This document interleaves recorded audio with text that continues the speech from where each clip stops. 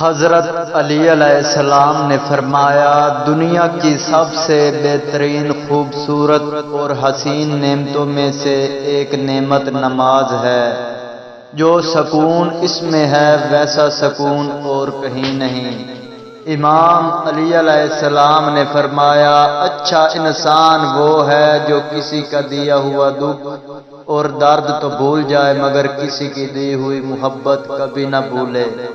امام علی علیہ السلام نے فرمایا، حالات اگر برے ہوں تو یقین رکھنا چاہیے، کیونکہ خدا جب کچھ لیتا ہے تو اس سے بڑھ کر نوازتا ہے۔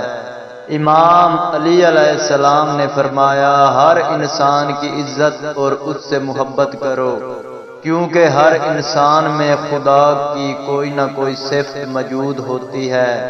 امام علی علیہ السلام نے فرمایا، تم وہ مانگتے ہو جو تمہیں اچھا نظر آتا ہے، مگر اللہ وہ دیتا ہے جو تمہارے لیے بہتر ہوتا ہے۔